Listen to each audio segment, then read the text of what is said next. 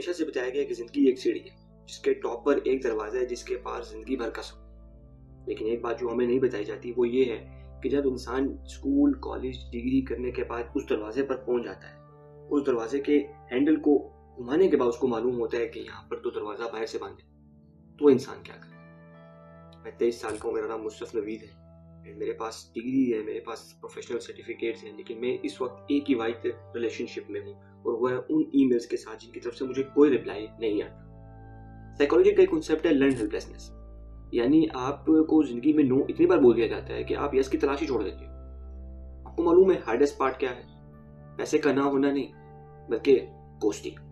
किसी जॉब, किसी रिलेशनशिप, किसी दोस्ती से भी नहीं, बल्कि सोसाइटी से। जब आप 23 साल के होते हो और कोई आपसे पूछता है बेटा क्या करते हो आजकल, तो आपका इसके पास कोई जवाब नहीं होता। यही तो हार्डेस्ट पार्ट है। आपको महसूस होता है आप इनविजिबल हो। आप सोशल मीडिया देखते हो, लिंक्डइन ओपन करते हो, वहां पर एक पोस्ट आती है खूबसूरत सी न्यू बिगिनिंग, आप उसको देखते हो और आप महसूस करते हो कि अभी तक तो आप सिर्फ इंट्रोडक्शन पे ही फंसे हुए हो। सोसाइटी मास्टर है मैनिपुलेशन की। फॉर इंस्टेंस, जब हम पैदा होते हैं, चलना शुरू करते हैं, बोलना सीखते हैं, स्कूल जाना शुरू करते हैं, तो वहां से हमारी ग्रूमिंग स्टार्ट कर दी जाती है कि इंसानी कदर एक करेंसी है, एक ऐसी चीज जिसे 9 to 5 जॉब के बदले इस्तेमाल किया जाएगा। हमें हमेशा से सिखाया गया है कि इंसानी जिंदगी के बेहतरीन साल यही है, एज 20 से लेकर 25 के दरमियान। इन सालों में इंसानी दिमाग शार्पनेस की पीक पर होता है, दिल रेजिलियंट की पीक पर होता है। इस एज में इंसान अपनी सल्तनत, अपना एम्पायर खड़ा कर सकता है, लेकिन हम क्या करते हैं? हम अपने ख्वाब पूरे करने के बजाय किसी और के ख्वाबों को पूरा करने लग जाते हैं। एक ऐसे पे चेक के लिए जो मुश्किल से मंथ सर्वाइव करता है, और एक ऐसी कंपनी के लिए जो 2% बेनिफिट हासिल करने के लिए मुझे और आपको आउट कर देती है बगैर किसी एक सोच के। साइकोलॉजिकली इसे सिस्टमैटिक इंक्लूजन कहते हैं, यानी मुझे और आपको मुसलसल एंजाइटी में रखा जाए ताकि मैं और आप इतने थक जाएं कि इस दुनिया के किसी कानून पर सवाल ही ना उठा सकें। मैं और आप इतने मोहताज भी हो जाएं कि हम इसको बदलने की ताकत भी ना रख सकें।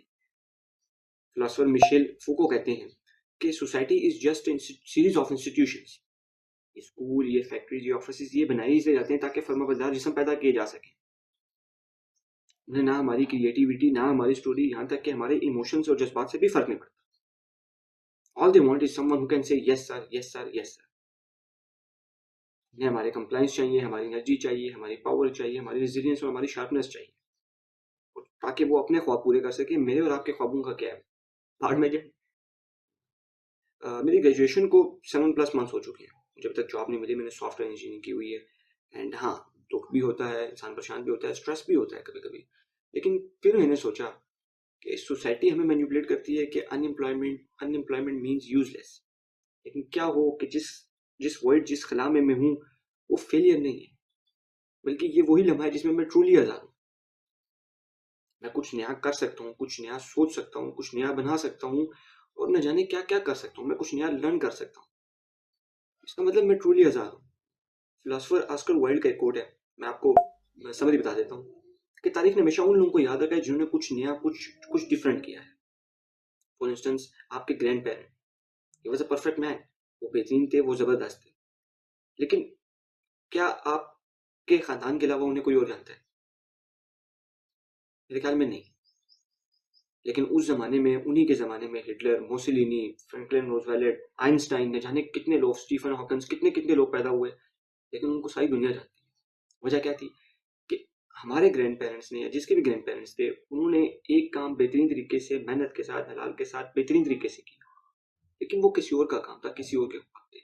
लेकिन जिन लोगों का मैंने नाम लिया है, जैसे और लोग भी हो सकते हैं, इन्होंने सारी दुनिया को छोड़कर इन्होंने अपना काम किया, जो इनको पसंद था, जो इनको ठीक लगता। उन्होंने किसी और के ख्वाब पूरे करने के बजाय उन्होंने अपने ख्वाबों, अपने आप पे फोकस किया। तो आजाद कौन हुआ? मैं हुआ जो अनएम्प्लॉयमेंट का शिकार है, या वो बंदा जो किसी जॉब में 9 to 5 जॉब में बिजी है और उसके पास टाइम ही नहीं है कि वो बैठ कर सुकून से 10 मिनट के लिए खाना खा सके? तो भाइयों, इसी सोच ने मुझे बदल कर रख दिया और फौरन से सेल्फ एक्चुअलाइजेशन हो गई, यानी कि अपने पोटेंशियल को वेस्ट नहीं करना, कुछ बड़ा करना है, कुछ बेहतरीन करना है, कुछ डिफरेंट करना है। और ये यूट्यूब चैनल इसी की तरफ पहला स्टेप है। क्या होगा यार? हेट मिलेगी, कमेंट्स बुरे आएंगे, मैं कुछ कर नहीं पाऊंगा, कुछ बना नहीं पाऊंगा, कुछ वीडियो सही नहीं बनेगी, कुछ एडिट सही नहीं होगा, लेकिन मैं कुछ बना तो लूंगा ना, कुछ बन तो जाएगा ना यार, कुछ डिफरेंट तो हो जाएगा ना। मुझे नहीं बैठना किसी कुर्सी पर जाकर 9 to 5 स्प्रेडशीट्स कोड लिखना बैठकर। ये काम सब कर रहे हैं। कुछ डिफरेंट करना है, कुछ बेहतरीन करना है, कुछ बेहतरीन करना है, क्योंकि मेरे अंदर एक फील है कि मैं कुछ कर सकता हूँ। एक सेल्फ एक्चुअलाइजेशन है, आप इसे डिल्यूजनल कहें, ईगो कहें, एटीट्यूड कहें, बट मुझे लगता है कि आई एम द ग्रेटेस्ट। मैं कुछ बेहतरीन कर सकता हूँ अगर मैं अपना पूरा पोटेंशियल बेहतरीन तरीके से यूज करूँ। और मैं आप सबसे भी यही कहूंगा कि ये सोसाइटी ने आप पर अगर कोई लेबल लगाया है अनएम्प्लॉयमेंट का या किसी भी चीज का, तो वो सिर्फ इसलिए है कि सिस्टम आपकी आउटपुट मेजर कर सके। अपने आउटपुट चाहिए, वो आपका करेक्टर, आपके आइडियाज, आपका सोल उसको मेजर नहीं कर सकते। एंड वो काम आपका है, ये आपके ख्वाब हैं, इन्हें पूरा करने का ठेका आपने खुद लेना है, कोई और नहीं लेगा। ऑल दे वांट यू कि आप आए, बैठें, उनका काम करें एंड चले जाएं, बस। लेकिन आपने ये नहीं करना, आपने कुछ ऐसा करना है कि सोसाइटी आपको याद रखे, कुछ ऐसा करना है जिससे सोसाइटी बेनिफिट हासिल कर सके। और बस उसी लम्हे पे सोच लिया कि ये जो वक्त मिला है अनएम्प्लॉयमेंट का, जॉब मिल गई तो ठीक, नहीं मिली तो ये जो वक्त अनएम्प्लॉयमेंट का है, इसमें कुछ बड़ा करना है, कुछ बेहतरीन, कुछ ऐसा करना है जिससे कुछ फायदा हो, जिससे आगे कुछ जाके इंसान देख सके, जिससे सुनाने को पास स्टोरी भी हो। आप मुझे बताएं, अगर हम 9 to 5 24 घंटे काम करते रहेंगे पूरा पूरा दिन, तो 60 साल में जाकर क्या कहेंगे, क्या सुनेंगे, क्या होगा हमारे पास? कुछ भी नहीं, कि जिंदगी भर हमने बस एक कुर्सी पर गुजारी है, बस उस कुर्सी से आप बिस्तर पर आ गए। मुझे नहीं लगता ये स्टोरी वर्थ इट सुनाने के काबिल है। बस उसी लम्हे मैंने सोच लिया कि I would rather be nobody on my terms than somebody on theirs.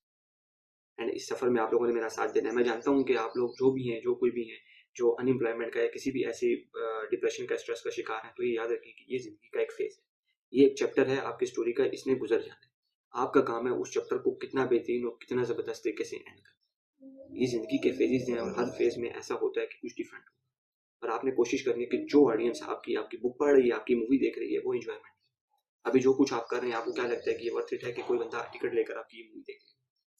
अगर आपको लगता है कि ये परफेक्ट है, बेस्ट है, तो फिर इसी तरह जिंदगी गुजारते हैं। अगर आपको लगता है कि यार इसको तो कोई भी नहीं देखेगा, मेरी इस मूवी, इस स्टोरी, इस बायोपिक को, तो चेंज करें। Thank you very much.